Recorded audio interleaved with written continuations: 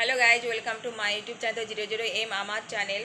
5ই September দিনটা কিন্তু পার হয়ে গেছে, তবু কিন্তু ছাত্র এবং স্টুডেন্টদের মধ্যে আনন্দটা এখনও লেগেই রয়েছে। আগে 5ই সেপ্টেম্বর দিনটা কিন্তু স্টুডেন্টরা শিক্ষকদের একটা গাছের পাতা এবং ফুল দিয়ে তোড়া বানিয়ে গিফট করতো। দেখো, সেরকমই আমি একটা গাছের পাতা এবং ফুল দিয়ে তোড়া বানিয়েছি।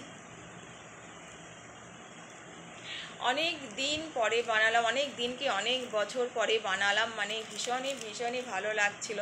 যে এই ফুলের তোড়াগুলো এখন আর এগুলো কেউ পছন্দই করে না। এখন হয়েছে বাজার থেকে ফুলের তোড়া, কেক, বেলুন গিফট করে সুন্দরভাবে এখন মানে শিক্ষক দিবস দিনটা পালন করে ছাত্ররা কিনে নিয়ে এসে শিক্ষকদের বাড়িতে নিয়ে যেখানে হোক তারা পালন করে। আমার তো ভীষণই ভালো লাগে। আগে এত আনন্দ ছিল না, আগে নর্মাল গিফট নিয়ে তারা শিক্ষক দিবস দিনটা পালন করতো। তো এইটা যখন আমি বানাচ্ছিলাম আমার ভীষণই মনে পড়ছিল সেই তখনকার কথা।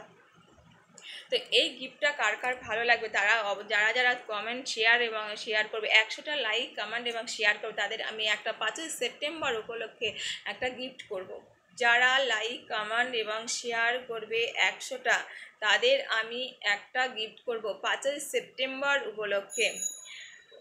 ঠিক আছে, তো 5ই সেপ্টেম্বর এই দিনটা ছাত্র এবং শিক্ষকদের কিন্তু খুব একটা মধুর দিন বললেই চলে। কারণ সারা বছর শিক্ষকরা ছাত্রদের বকাবকি করে তাদের ভালোর জন্যই।